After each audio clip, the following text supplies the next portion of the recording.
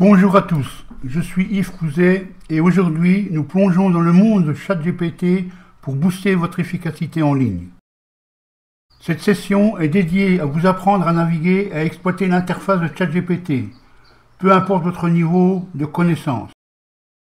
Cette vidéo est conçue pour les entrepreneurs et professionnels désireux d'intégrer l'IA dans leur quotidien. Restez avec moi pour des conseils qui vous aideront à optimiser vos opérations et votre présence en ligne.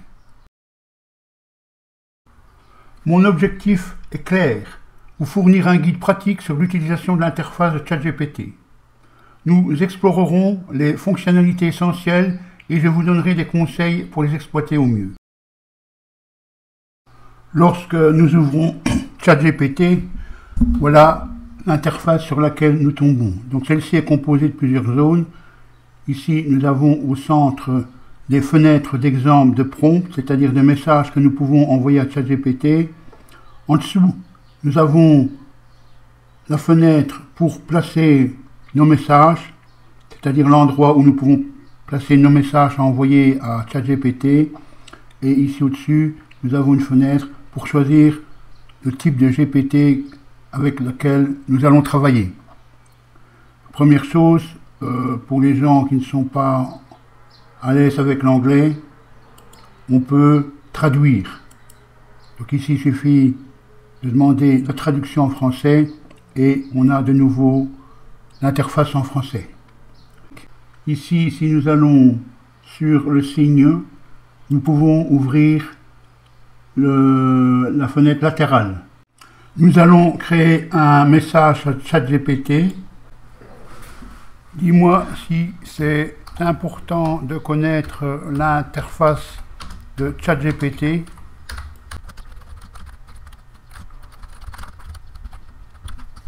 Donc nous envoyons le message et ici il nous donne la réponse.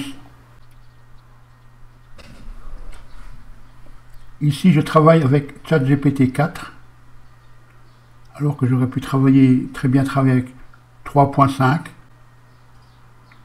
Vous voyez ici est une fonction supplémentaire à ChatGPT 4. Si je mets 3.5, celle-ci disparaît. Je viens dans ChatGPT 4, cette fonction réapparaît et elle sert à informer ChatGPT avec des fichiers, des images ou des vidéos. Exemple, je vais choisir une image, cette dernière. Donc j'ai choisi une image et je vais lui demander qu'est-ce que c'est cette image. Donc voilà.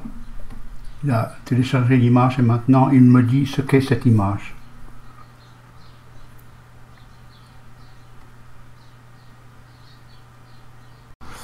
Donc maintenant voyons plus en détail un petit peu la contenance de cette fenêtre latérale. Dans cette fenêtre latérale en supérieur nous trouvons ici un petit logo que nous devons actionner lorsque nous voulons entamer une nouvelle conversation avec ChatGPT. Ensuite, nous avons les GPT. Les GPT sont utilisés pour certaines conditions et obtenir certains résultats.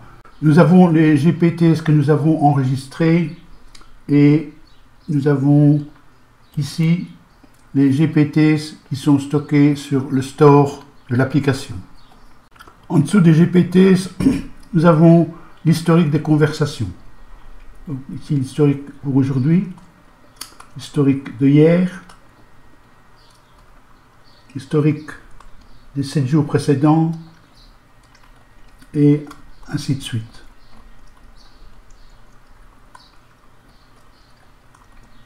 Historique du mois d'avant.